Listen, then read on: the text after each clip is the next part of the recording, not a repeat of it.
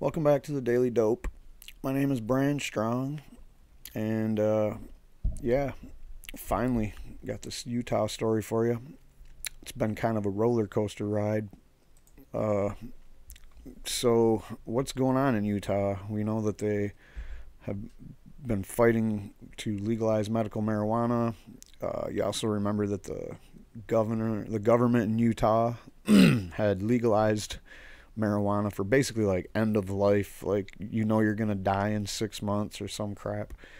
So Utah, to me, it seems like this is the biggest battle I've ever seen to stop somebody from legalizing medical marijuana.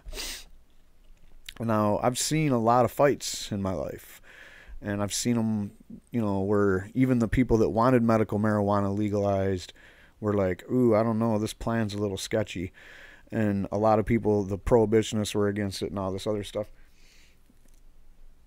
This one's different. This is like, the opponents are just basically like, being blatantly obvious about what their motive is, and their talking points are straight out of, Reefer Madness. Let's just tell you the story. I'm just going to read it because there's a lot to this. Might take me a minute to get through it.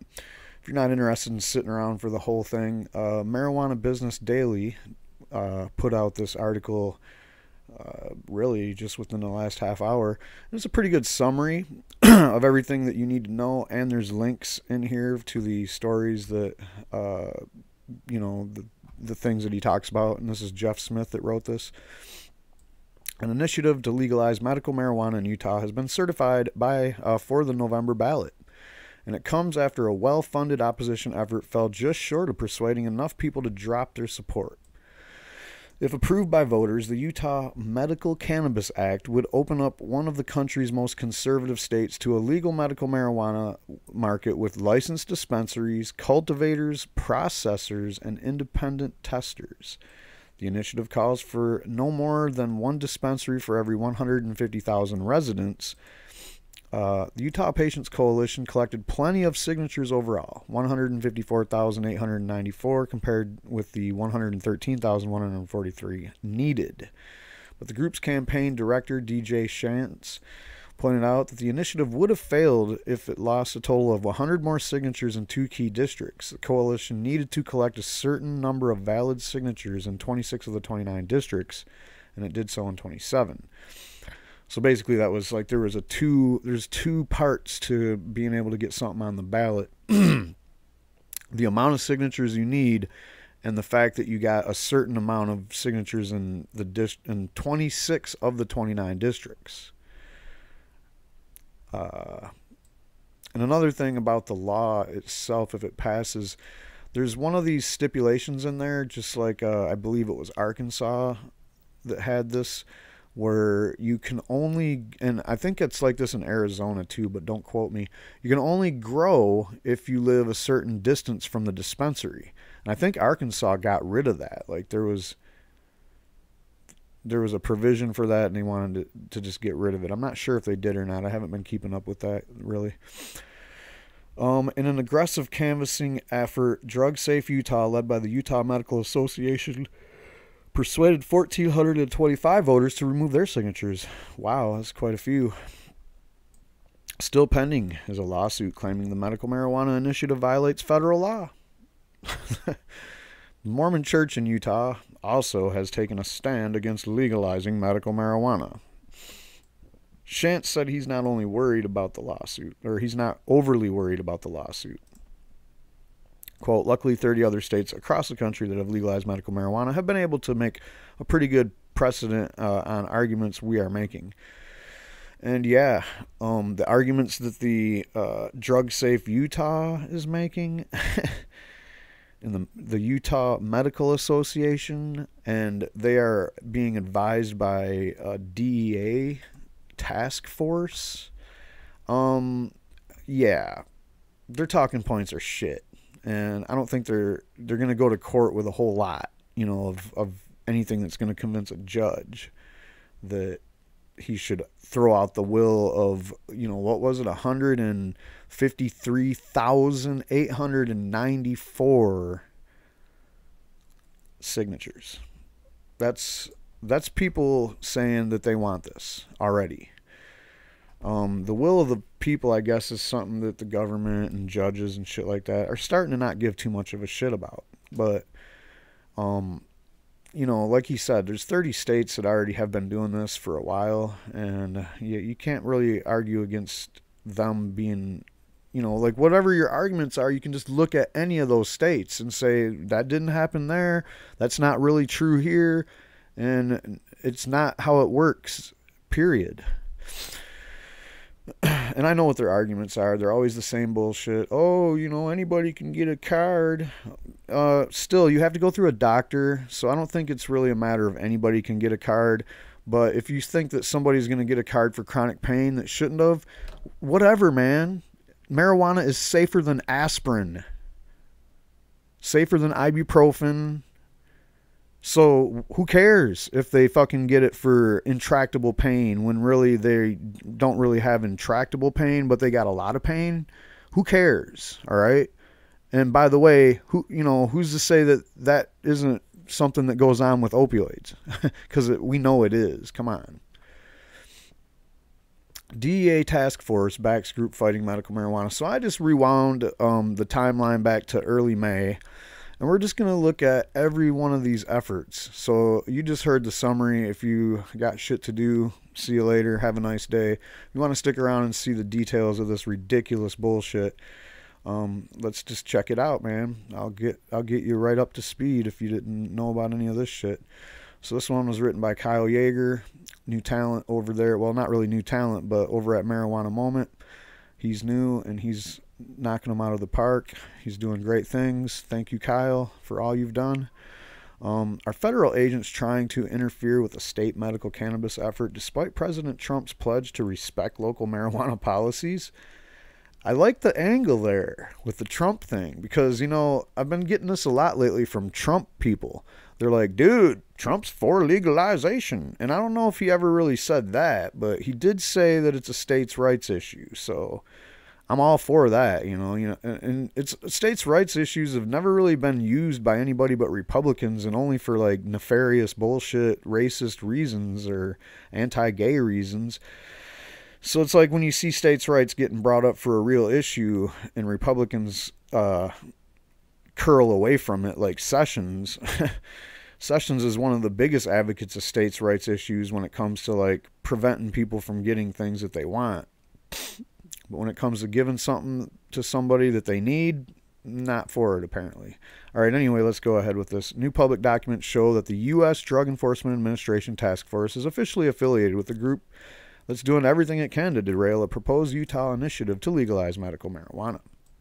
Drug Safe Utah, an organization representing opponents of the initiative such as the Utah Medical Association and the DEA Salt Lake City Metro Narcotics Task Force, is actively recruiting paid canvassers to encourage voters who signed the cannabis ballot petition to rescind their signatures. Salt Lake Tribune first reported the DEA Task Force affiliation on Thursday.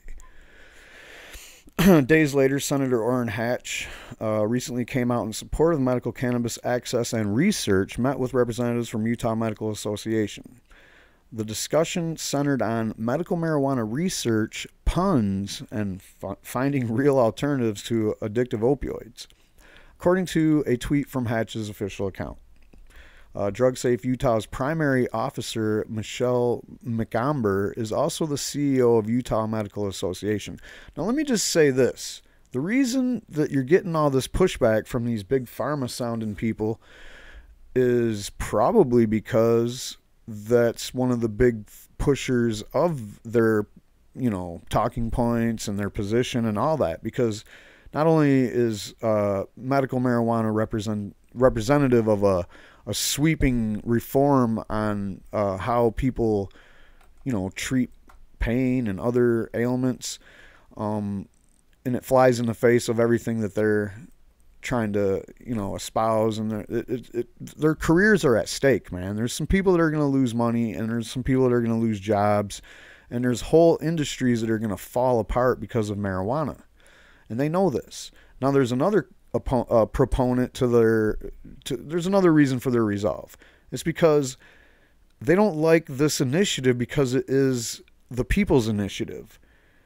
They don't have any control over that. It's a wild beast.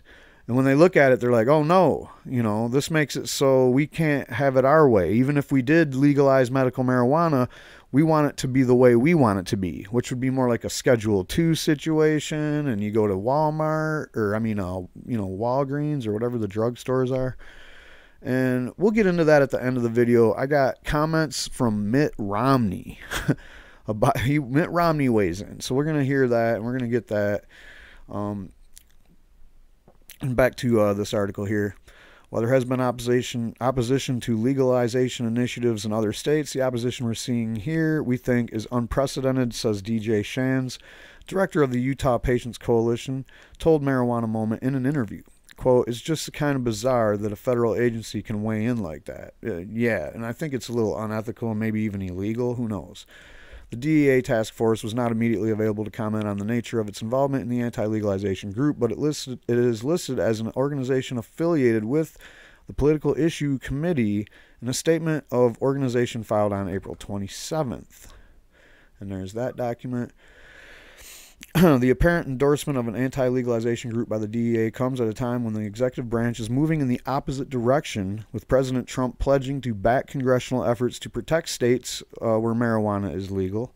The president has also repeatedly said that he supports medical marijuana 100% and knows people who have benefited from it.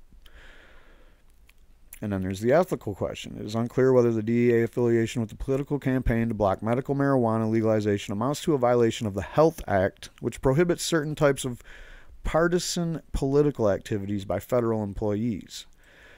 Kathleen Clark, an ethics lawyer, law professor at Washington University in St. Louis, told Marijuana Moment that the key word was partisan. Quote, I believe that in general it does not reach ballot initiatives that aren't associated with a party, she said. Thank you, Democrats, for not taking this issue and making it yours. All right? I'll say this 1,000,000 times before I'm done being an activist. You pissed me off my whole life. You're supposed to be the liberal party. You're supposed to be the party of the people. So what the people want, you're supposed to bend to the will of the people.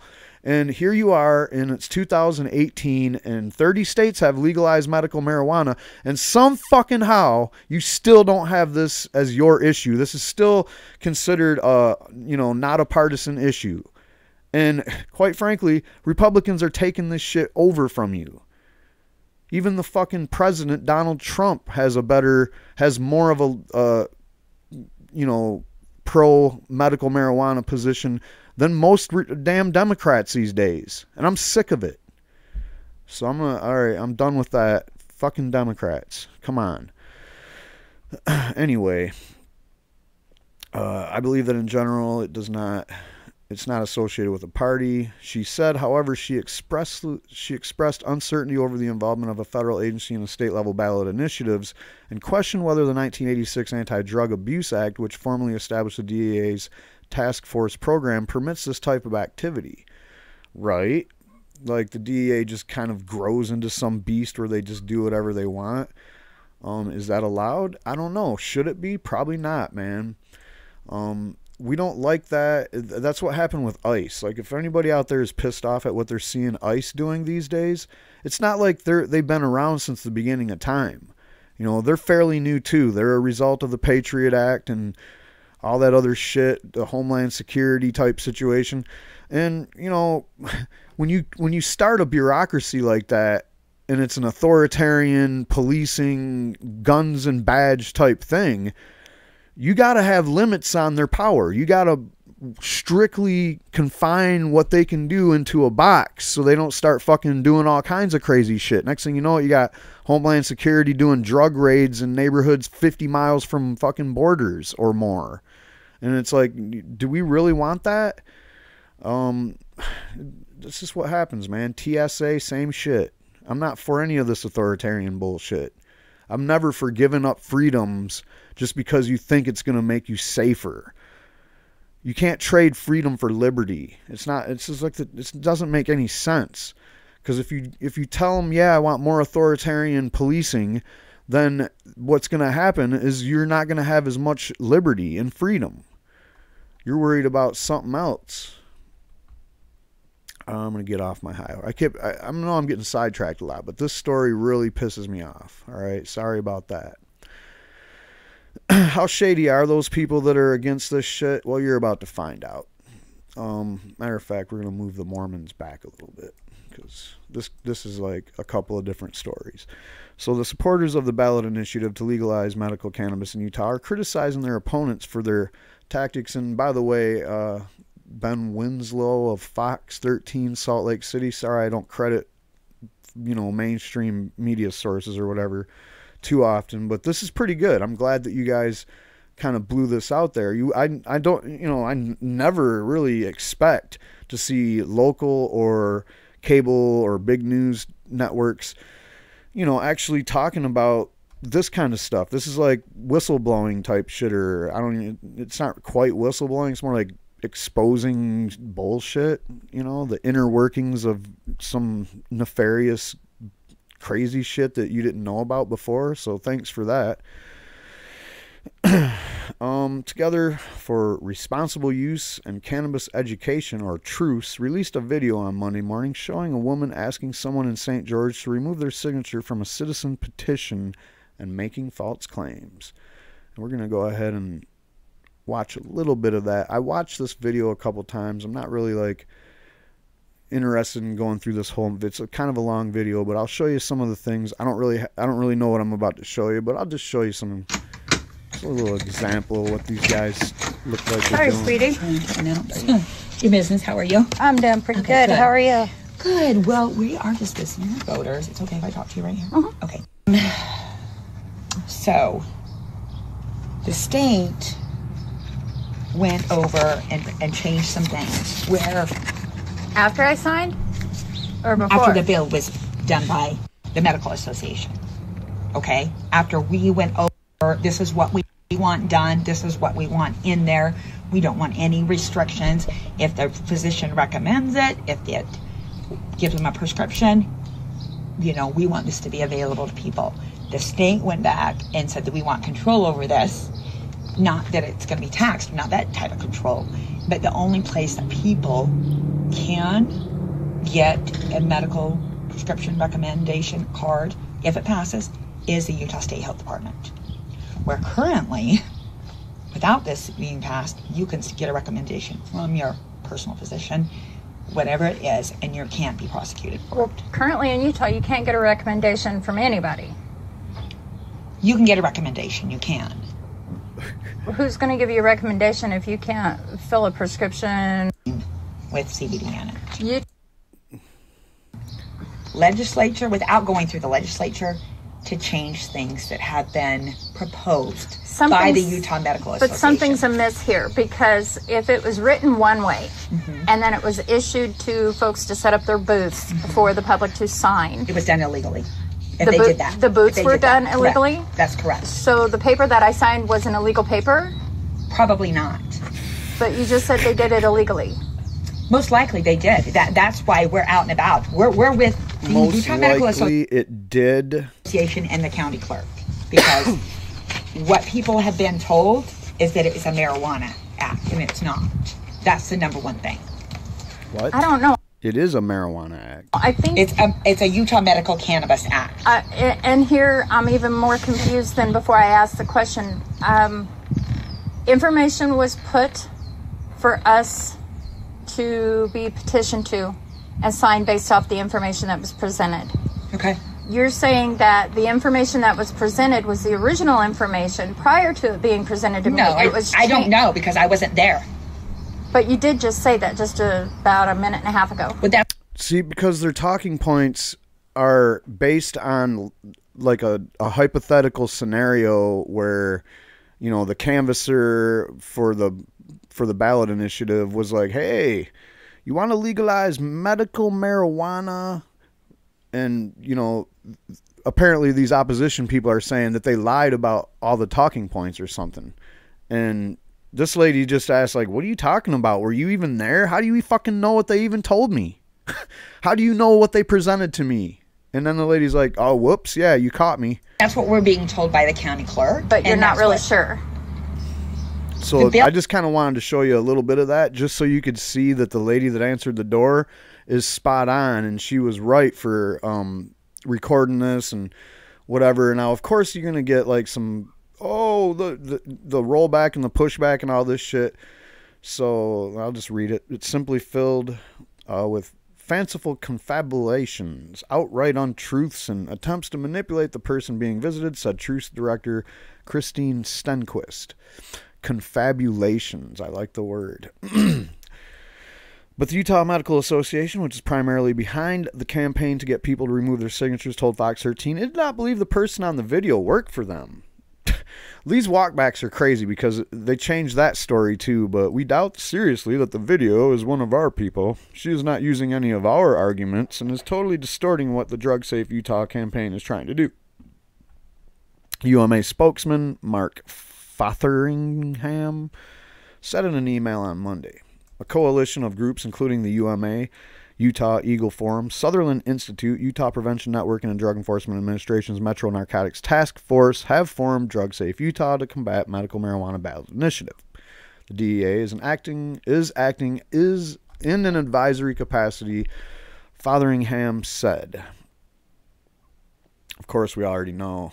I'm going to tell you about later. The Church of Jesus Christ of Latter-day Saints said it has not directed Drug Safe Utah's efforts, but, you know, yeah. I'm sure a lot of people that were helping them were associated with the church, but the church washed their hands of it, so they're not going to take responsibility of the canvasser that you've seen in that video or any of the other stuff you're about to see. Fotheringham said Drug Safe Utah has hired third parties to get people to remove their signatures. So they're washing their hands too. And this is the second time they wash their hands. The first time they're like, oh, that's not one of ours. Now they're like, oh, but we hire, even if it was, we hire third parties. Quote, we do not, however, have any control over who they are hired.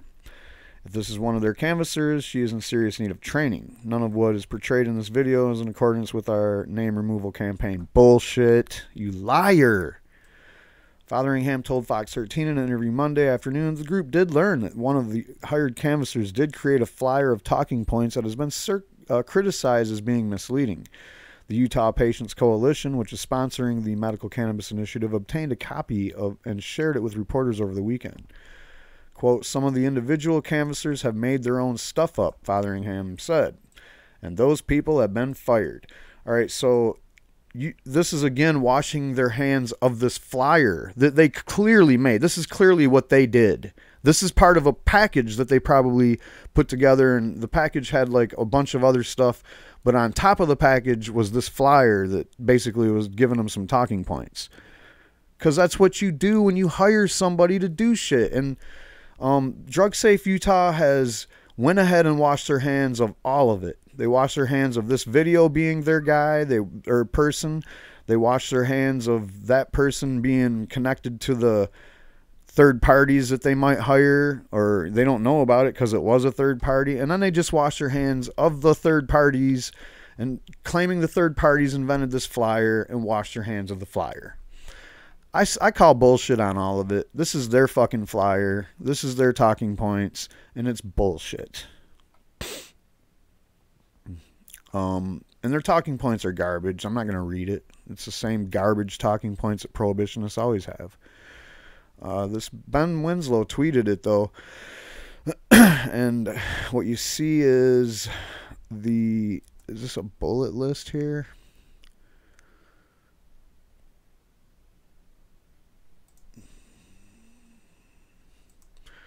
Yeah, this is some bullshit. Here's direct, more of that stuff. Like I said, when you go to work for these people, they hand you this packet probably. I'm just saying this because I've done this before. I've done activism a lot in my life. And when you go to work for a group that's doing petitioning or canvassing for any reason, the first thing they do is they give you an orientation, get you up to speed, and then they have you go around with other people so that you can kind of learn how to do the little spiel and shit. and then they turn you loose and they give you a packet of papers, and in it is a bunch of, you know, everything that they told you in the briefing, and then the training, and then basically the talking points. Most important thing that they want to give you is them talking points. All right, all the other shit is just probably garbage. So that's what that is. It's all bullshit, and these guys are. And when you cheat and you play dirty and all that crap, you lose, right? Isn't that what we were taught our whole lives? Is that the cheaters lose? That's how it fucking works. I mean, just ask Hillary. Analysis by Fox 13. All right, I'm not going to read any more of this, actually, because we already know that it's going to be on the ballot, unless for some reason this happens. So opponents sue to block medical marijuana from going on the November ballot in Utah. And again, this is Fox 13's Ben Winslow staying on the story. Good job. Opponents of this medical marijuana ballot initiative have filed a lawsuit to block it from going to the November ballot. God damn, they're throwing everything at the wall, and none of it's going to stick, guys. Drug Safe Utah has also listed the lawsuit, and the Coalition for a Safe and Healthy Utah sued Utah Lieutenant Governor Spencer Cox. Tell me this is not a tongue twister. Drug Safe Utah, also listed in the lawsuit as Coalition for Safe and Healthy Utah, sued Utah Lieutenant Governor Spencer Cox, making a long list of arguments about why the ballot initiative should not be approved. It also alleges he cannot approve the medical cannabis ballot initiative because it would violate federal anti-marijuana laws. Fox 13 obtained a copy of the lawsuit and a motion for an emergency restraining order on Friday. Quote, the individual plaintiffs are Utah citizens, parents, and grandparents bringing this suit to prevent the harm to Utah's safety as well as the health of their children and grandchildren from legalization of marijuana in violation of federal law and federal and Utah constitutions? What? The motion for an injunction states. I think the fact that he keeps mentioning constitutions is probably the overreach that's going to kill this thing. Because what? How do you go there? How do you get to constitutional? How is any of this against anybody's constitutional rights? It doesn't make any sense. And when you're saying the safety of children and grandchildren and people in general, isn't safety something that everybody has like kind of the guarantee of unless you do something dangerous? So just because medical marijuana is legalized for people that want it and go get it, doesn't mean that people that don't have it and don't go get it are going to be in danger. They're just not. So that's a weird fucking argument to take that argument and apply it constitutionally. I don't even know what to say about this. This lawsuit don't sound like it's got very much going for it. Right off the bat, all right? Even more importantly, the plaintiffs claim that the constitutional protections of the United States and Utah constitutions, as well as the rights conferred on them as taxpayers and voters who will be affected by the adverse effects of the marijuana initiative. It's almost like you're saying that you're going to get some secondhand smoke or something and it's going to fucking give you cancer. Like, what are you talking about? There's no such thing as adverse effects of a marijuana initiative. Fucking ridiculous, man. It will increase abuse, dependency, and prevent the orderly administration of criminal drug laws. Aha. And increase the number of car accidents and costs arising from the adverse effects of using marijuana. Now, let me ask you just one quick question. What is the current costs of adverse effects of using marijuana? Please give me that, because I'm pretty sure it's zero. And if you want to count all the times that people wrongfully so dragged somebody into the emergency room because they ate a brownie with weed in it, you can count that. I'll give you that one. And it's still, the number is very low. We're talking about a grain of sand compared to a fucking Mount Everest, all right?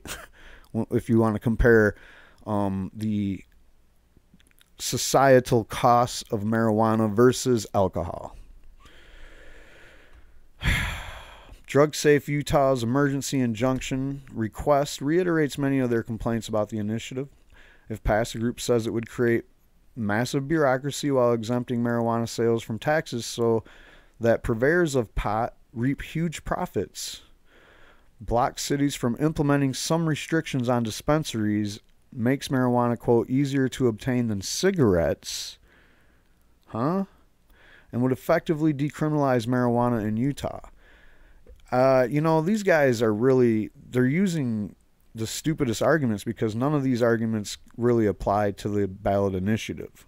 And every one of them can be easily disputed, like no problem. And I'm not going to do it because it's almost like beyond common sense. You'd have to be pretty much a complete idiot to take one of those talking points, look at the ballot initiative, and be like, you're right. Now, the tax part, I don't know, I haven't read it. So what, you're not taxing medical marijuana? Awesome. Medical marijuana should never be taxed. Unless you have a system where the fucking government gives marijuana away to poor people. Then I wouldn't mind paying a little taxes on my medical marijuana. But as long as you don't have recreational marijuana, taxing medical marijuana is garbage, man. That's just bullshit. It's just cruelty. Quote, marijuana is a Schedule I drug that has a higher frequency of addiction than opioids. This is a real doctor saying this, I guess. I don't know. It could be one of those just straight out DEA agents. But it's hard to believe that the DEA even let these talking points get by, because they're a little bit restrained these days about how far they're willing to go with outrageous, fear-based propaganda being mixed with talking points that they're trying to get taken seriously. Also taking into consideration that this language is in the lawsuit. What the fuck are you talking about? Higher frequency of addiction than opioids? Are you insane? There's no way you could demonstrate that ever. All right, and can lead to severe consequences such as permanent brain damage and psychosis. Again, you can't possibly prove that. There's never been any studies that showed anything remotely like that. And even if there was studies that suggest that, that's because somebody got paid to find a way to make it look like that. But no, those are not real studies, and there is no real studies about that. And there's no possible way you can make that statement in court because that doesn't matter. You don't have any proof of that. That's not and for things that you don't need proof of, we call that obvious shit that you don't really need proof of, like the sky is blue. It's not that, all right?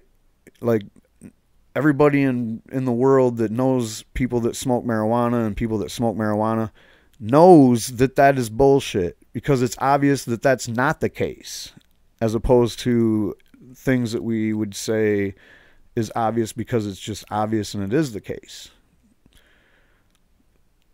And they go on with the Drug Enforcement Agency has determined that there is no reliable studies showing that marijuana has any accepted medical uses. Sure, that's the Drug Enforcement Agency. Of course they would say that. Their job depends on them saying that. But when it comes down to us believing that or that being applied in court, I don't think that even matters, dude. And by the way, they're not the authority on that. They're just the enforcers of laws that other people are the authority on. And since the corruption is so bad in our government, we don't know what that authority is anymore. So that's what Attorney Blake Osler wrote in the injunction request. I guess if you know you're going to lose, you might as well just go big or go home, right? Quote, I know what motivates us as patients to seek non-toxic relief when using whole plant botanical cannabis. I don't know what motivates our elected representatives, law enforcement, and Utah Medical Association to keep us from the relief we need. I'll tell you what it is. It's the forfeiture laws and pretty much the government giveaways for police stations and governments because of the drug laws. And the fact that marijuana is the most enforced drug in the drug code.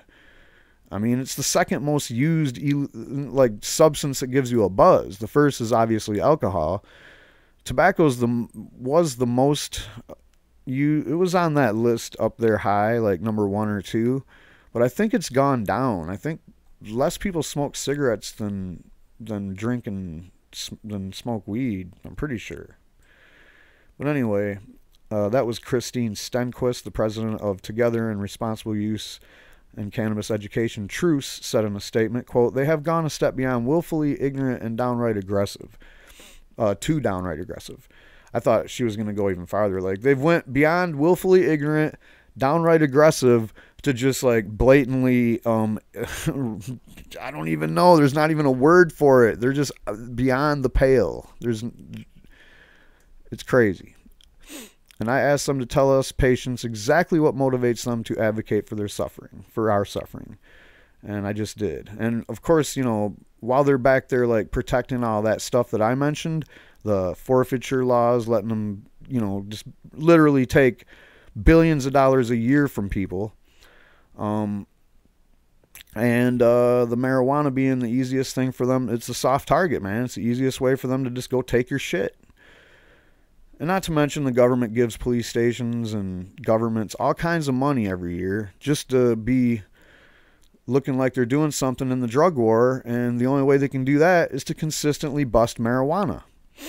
So that's the motivation for the anti-marijuana efforts everywhere, really. Quote, "We are dismayed at the repeated attempts to undermine and stymie the democratic process and citizen participation by the Utah Medical Association and their allies. The time for parlor tricks and political grandstanding should be over," Dr. Shands, or DJ Shands, the group's director, said in his own statement. Quote, "It's time to have a robust public debate on the issue of medical cannabis and let the people of Utah have a say in their democracy and ultimately vote on this important issue." Thank you very much to DJ Shands. And thanks again to this organization. Dang it. One more time. It's Truce. And Christine Stenquist, the president of Truce, which is, again, Together for Responsible Use and Cannabis Education. And it's because of groups like that, you know, that we're even where we are today. And Normal, back in the day, the pioneers of this whole marijuana lobbying type thing. But now it's just gaining steam too. There's more marijuana lobbying groups than almost any other sector, and I think that's awesome. And I'm not talking about the big guys. Like, obviously lobbying isn't like it is with big pharma or whatever. And then when it comes to the gun lobby, there's only like the main one is the NRA, and there's probably a couple of offshoots, but that's really it. There's not like hundreds of gun lobby groups. So marijuana legalization and just patients' advocacy for medical marijuana, those lobby groups are increasing in number, and they're leaning hard, and it's great. So, and they're doing great things in Utah, you know, that's what we just seen. So the patients are not having this shit. Utah medical marijuana advocates push back in court, and here they are. It doesn't get any more in your face than that. The actual patients with the sign of their ailment saying, "Hey, look at me. This is who you guys are fucking with, is these people." That's who you're trying to prevent from getting their medicine.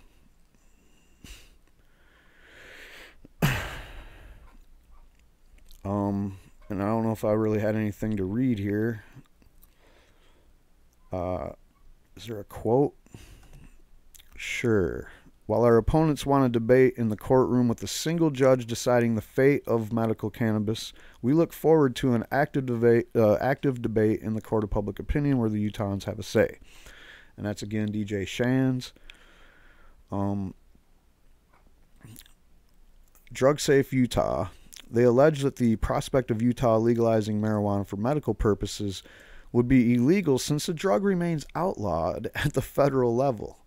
Quote, "It requires state employees to essentially violate federal law because they have to cooperate with people who are violating federal laws and selling medical marijuana," says Blake Osler, a lawyer representing Drug Safe Utah. "That in and of itself is a crime called aiding and abetting. And what you're talking about, though, is violating another crime, or violating a patient-doctor confidentiality situation. Like, and this is a doctor's recommendation. This is just a doctor saying, yes, I recommend medical marijuana for what you have described to me as your ailment. He's not saying, yeah, go buy, whatever. I'm not going to get into this. This is just stupid. More of the same, throwing spaghetti at the wall type shit. This argument has been tried in every marijuana legalization battle there ever was. Oh, it's still illegal federally, so hey, we can't do it. And it's been said by everybody, and even as recently as last week, there was a Michigan police officer that works for a drug, a dope squad that goes out and busts up the weed houses and shit.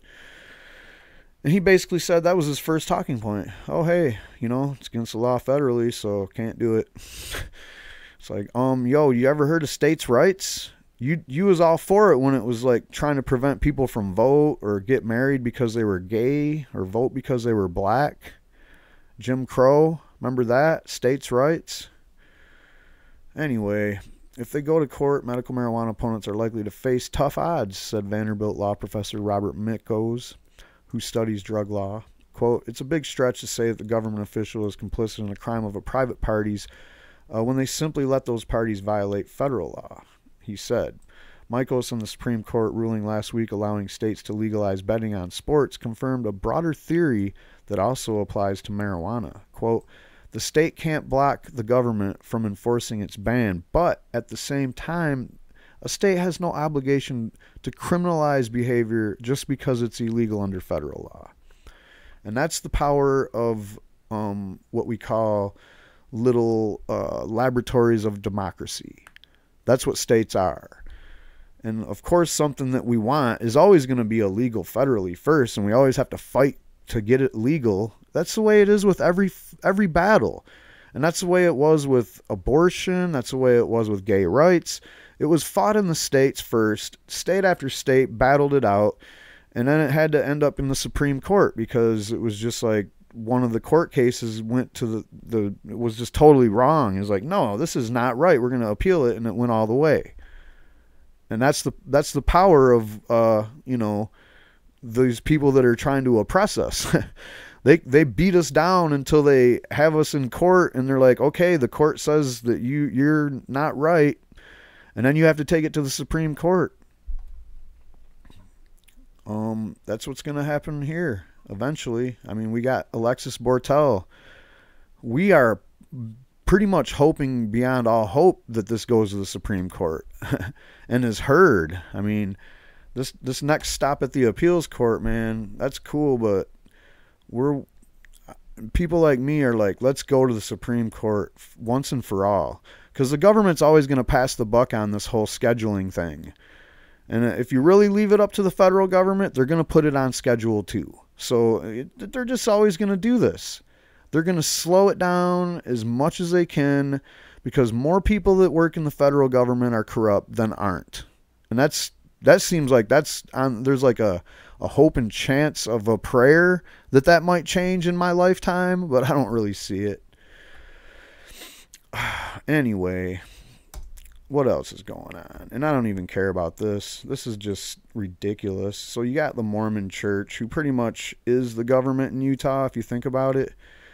And even if you're not involved in the Mormon Church and you live in Utah, it seems like you have to deal with what they're pushing, and they're going to say this. The memorandum raises grave concerns about this initiative and the serious adverse consequences that could follow it if it were adopted, LDS Church spokeswoman Carly Goyman said via email. We invite all to read the memorandum and make their own judgment. Goyman added that the negative effects and consequences of marijuana use on individuals, families, and society at large are well known. Well, you know what I got to say to you, LDS Church, is you probably even have less of a right to chime in than the DEA because you're a fucking church. You're not the government. You're just people out there on the sideline who believe in fairy tales, talking about stuff that you think is your morals, which that doesn't apply to the greater society at whole. You know, the morals that society at whole are held to are golden rule only type things.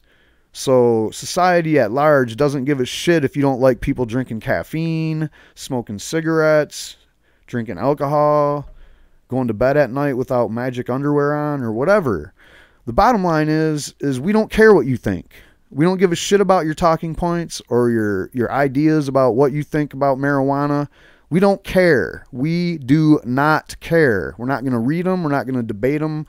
If you want to find a debate about it, there's like a libertarian group out of Utah that did like a 5,000 word rebuttal or some crap. Maybe it's even longer. I don't care. I don't care about them. I don't care about this. Who cares? Get out of our way. There's 956 comments on this article, and I guarantee you every one of them is get out of our way, shut up, we don't care, blah, blah, blah. I think I chimed in on that. Who didn't, man? Like, that was just ridiculous. So, meanwhile, remember Arizona, there was this guy spent, Incest Therapeutics spent a pretty good chunk of money, like $500,000 on fighting that initiative. And then there was the Discount Tires guy put in $1 million. Well, this guy here, if my internet will work, maybe it's just Chrome, I don't know. I should probably not use this garbage. Oh my God. So anyway, this idiot is spending $100,000 to defeat Utah's medical marijuana initiative. So if you wondered why all those previous things I talked about were so motivated to do something going on or whatever the hell, well, here it is. It's this guy right here. Am I going to get my highlights, please? He once funded and co-wrote a booklet on marijuana after he saw a possible connection between low junior high graduation rates in Utah and the illicit plant. He ran a law firm with his friend in the U.S. Senate, Orrin Hatch, who owns a pharmaceutical company that sells nutritional supplements and products marketed to women. Meet Walter J. Plum III, the real estate developer and philanthropist who has contributed more than $100,000 to the campaign hoping to block the medical marijuana initiative before it can reach voters on the November ballot. Plum is the first of what may be other big dollar donors to opposition campaign of Utah's most contentious ballot measure. He's also a plaintiff in the lawsuit that seeks to block the state from approving the measure for the ballot. A decision is expected. Well, yeah, we already got that. Quote, what the campaign proponents want is recreational marijuana, Plum told the Salt Lake Tribune during a phone interview on Friday. The right to get high. The forgotten group in this whole thing is kids, Plum added. Junior high kids and high school kids. Hey, Plum, it's medical marijuana, A. B, who cares? Why is the kids always the reason why we can't do certain things? And by the way, alcohol is already legal for people 21 and over to go buy and consume. So what's the big deal? If we legalized recreational marijuana, it still has nothing to do with the kids. The kids are the responsibility of the adults. And we live in an adult world. There's not Nerf on everything, like Joe Rogan would have said back in the day. Let's Nerf the world because, we got to protect everything for the kids. And you know what else I don't see on every street corner is a playground and things for kids to do. What about that? What about junior high and high school kids? What are some things that they like to do? You ever wonder that? And then you drive around your town and you don't see any of that kind of stuff. I don't even know what it is, to be honest, because when I was in junior high and high school, it seemed like kids were interested in whatever the adults told them not to be interested in. So you just making this stupid ancient argument is just, it's getting old. It's getting ridiculous. We're getting sick of hearing it. This isn't the world of the kids. All right. Is this Children of the Corn? Are we fucking afraid of the kids now? It's like a rerun of Children of the Corn every time someone tries to legalize marijuana. The kids. What about the kids? What about them? And by the way, you know what about the kids? The more you prohibit marijuana, the more the kids find the spice in the K2 or whatever that shit is, and the bath salts. All of a sudden, the kids are smoking fake weed and going to the hospital and almost dying, or in some cases, dying from smoking this so-called synthetic marijuana, which I want to punch somebody for saying that, so don't call it that. He made headlines in the late 90s when he delivered thousands of booklets about his views on marijuana to use to parents along the Wasatch Front. The booklet, according to the Desert News article at the time, was criticized for including incorrect information, which Plum dismissed. The book also included a glossary of slang terms, including some that were, quote, exclusive to blacks or Hispanics, the newspaper wrote. And that's just the kind of idiot this guy is, man. After 200 years of statehood, suddenly we need medical marijuana dispensaries for this magic drug that's going to solve every problem according to these people that are selling it. Look, man, the initiative was brought up by patients. This is a patient-driven initiative. If it was what you wanted, it would be a corporately brought up thing, wouldn't it? Because come on, let's face it. This guy just, I don't know. It's just ridiculous. People that are really anti-marijuana, I don't understand them. But one thing I always know for sure about them is that they've never tried marijuana. Because you can't possibly tell me that they did. All right, what do we got here? This I'm gonna leave off on this. I might chime in or I might not, but you know how ridiculous Mitt Romney is. And this is just kind of right along the lines of the same old ridiculous bullshit. He gets a few things wrong about the idea of a doctor being able to recommend medical marijuana as opposed to a prescription process. And what he's talking about is Schedule 2. So I've seen some headlines out there that was like, Mitt Romney's all for medical marijuana, just not this one. And again, his motivation seems to me where it comes from this place where it's like the government wants more control of it and have less control of it to the people. Obviously, he would be against the growing. He would be against dispensaries. He would be against any kind of, marijuana being some kind of thing that looks like marijuana does today. It would be completely measured out in doses and packaged in foil wrap and some back shelf at, Walgreens or whatever the fuck. All right, so we're going to go ahead and watch him and his Mike Kennedy. Is that who it? Yeah. So his opponent is Mike Kennedy. In the race, there's Senate race in Utah. Assistant advocate for our Second Amendment rights as well as our assistant advocate for our Second Amendment rights as well as our constitutional rights generally. Let's go to the next question. It's a social media question. We thank our audience for sending in tweets and other communications. This one comes from Skylar Beltran, and it will go to Representative Kennedy. Will you support the Utah Medical Marijuana Initiative as a private voter? Should federal marijuana laws be enforced? I've been using chemistry and medicines with people through my entire professional career, and I am so amazed at our pharmaceutical companies' capacity to create life-saving medicines. And I am in favor of initiatives. I think initiatives are a direct expression of the will of the people. So I am grateful that the people of Utah are motivated enough to generate this initiative. I will not be voting for this initiative because I need You more already data. said why. You already, I mean, we heard you. We already heard what you said, that you're totally in the bag for Big Pharma. And if they're not already funding your campaign, that was totally a shout out to them to go ahead and throw some money your way, because you're going to be full-throated against medical marijuana. I'm a doctor.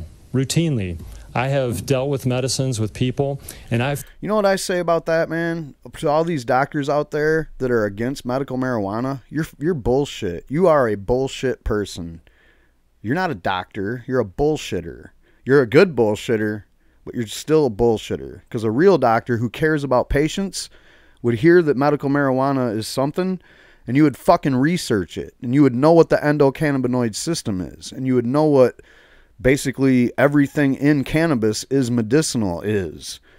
And you would actually do some of the research instead of, you know, rely on, oh, I'm going to wait for the fucking research to come back. Well, guess what, man? Medical marijuana has been legal in California for over, what, since 1996? What do you need to know now? Found even with new medicines that were FDA approved and had been through years of study, that as those medicines were released on the market, we found after 2 or 3 years of literally thousands of people using those medicines that they had problems that we never knew about. Okay, so go to California and talk to some medical marijuana patients. They've been patients for 20 years.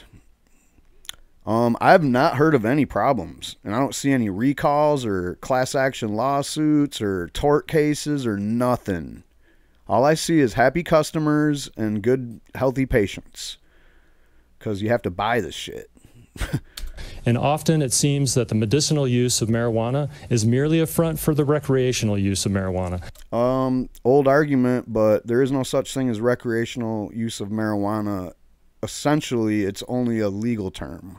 And I do not support that. I want more studies, though. And one of the things that I want to... Did you even look at the studies that there are? And I'm not talking about the propaganda-driven, you know, government studies that are clearly motivated to basically smear marijuana. But, you know, this guy's probably just like every other doctor out there who doesn't fucking look at the studies that there already are. Does he even look at the anecdotal evidence? Because you've seen there was epilepsy patients there, right? Did you see any of the videos where people that have epileptic seizures, kids are, you know, given the oil and then boom, 20, 30 seconds later, the seizure is done? Do you read the testimonials from people like Alexis Bortel where using medical marijuana has made it so they don't have seizures anymore? So, you know, there's a big divide between doctors on medical marijuana. And just like anywhere else, it's 100% based on ignorance. To promote in the federal government as your U.S. Senator is we need to move marijuana off of Schedule 1 into Schedule 2 where we can do the studies that we need. And there you have it, folks. He's a Schedule 2 advocate, and so is Mitt Romney, quite frankly. So we know what this substance is and how to use it safely with our population. Governor. And I think that we can avoid Schedule 2 altogether by passing sensible laws that let us study medical marijuana or marijuana in general. So, you know, who cares? We already have the marijuana and the people studying it and the people that want to make the studies official. Let's just do it. Governor Romney. I agree with Dr. Kennedy in that regard. And let me just elaborate for a moment, and that is that this ballot initiative is really not medicinal marijuana. I support medicinal marijuana where a person with a condition receives a prescription from a real doctor and it's filled by a real pharmacy. That, in my opinion, is something we ought to have. We ought to move there as quickly as we possibly can to get the care that people who really need pain alleviation medication, the help that they need as quickly as possible. Well, I kind of, you know, he just went a little farther than the other guy, a little bit. I mean, he said we need to get there as quick. We need to get medical marijuana to Schedule 2 ASAP so that these people can get their treatment that they need. It's like, no, we already can get the people the treatment they need for the most part. But it's still federally illegal, so the manufacturers are at risk of a DEA intrusion, and it's still, you know, doesn't get the research it deserves because of the Schedule 1 status. But we don't need to fast track it into Schedule 2, buddy. If that needed to happen, it would have happened already. Big Pharma definitely wants a piece of the action, but they're going to do it even if it's in Schedule 1, as we keep seeing with like Epidolax, and we've seen it with, you know, Marinol years ago. The FDA is friendly to you if you're going to do synthetics or if you're going to, you know, if there's some kind of a way you can get around with Schedule 1, like obviously with CBD, they're doing the hemp derived, even though the DEA says, yeah, well, it's, well, the FDA can do this and that. So that's already a precedent right there. We're not gonna rush into Schedule 2, dude. Nobody's in no hurry to do that. I've never heard of a good legalization platform that involved marijuana being put on Schedule 2. It just doesn't work. And by the way, if you put it on Schedule 2, you will just immediately destroy every medical marijuana program in America, and that's not cool. I mean, we're doing this on Schedule 1 like we totally are ignoring the Controlled Substances Act. But if you put it into Schedule 2, you'll be able to selectively weed out some of your competitors before you even get, and we don't want that. But at the same time, I recognize as I look at this ballot initiative, that's not what it is. What this ballot initiative is, it's going to open the door to corner stores selling marijuana-laced brownies and gummy bears. You're going to have marijuana that's going to be in our schools across our state. That is not the right way to go. I didn't read the initiative. Shame on me for not doing my research. But I take it in good faith that they're not trying to sell gummy bears to kids on the corner. So, I mean, I think that's already happening under Prohibition. So you want to kind of like reel that in and put a good storefront on it. Make it so you have to have a medical marijuana card to get in there and buy it. The right way to go is to say, let's legalize medicinal marijuana with prescriptions and prescribed through or filled entirely and exclusively through a pharmacy like Walgreens and CVS and so forth. That's the right way to go. But that's not how holistic medicine like marijuana works. There's no set dose size. It's not... I mean, what you're saying doesn't make any sense. Now, what you're saying can make sense for certain derivatives of cannabis, that you can make a medicine out of it for this or a medicine out of it for that. You can do all that stuff, no doubt. But are you trying to tell us we have to? We have no choice? We got to let you guys do it for us in the way that you're talking about? No way, dude. No way. What you're talking about is repulsive, and it's not going to be accepted by any stretch of the imagination by anybody in the public. I mean, you can talk to people out there that are totally against recreational and are like, oh, but I think medical marijuana should be legalized. And then you tell them what you just said, they're going to be like, no, that sounds stupid. Let's do it like everybody's already doing it. That's what you got to do anyway. This particular ballot initiative is not the right way to go, and I hope the people of Utah take a careful look at it and recognize how dramatically... The problem with what you just said is it is the right way to go because it's been done in several states. We're talking 30 states have similar programs, but there's probably a good 5 to 10 states that I know of that at one time or still has really good medical marijuana programs, a little better than the Utah one. The Utah one's a little restrictive from what I've seen of it, like the growing. You have to be 150 miles from a dispensary and only so many dispensaries per population numbers and stuff. So there's some arbitrary dumb things in it already, but overall, it's not what you're saying it is, and what you're saying anyway is bullshit, so who cares? Again, Mormons.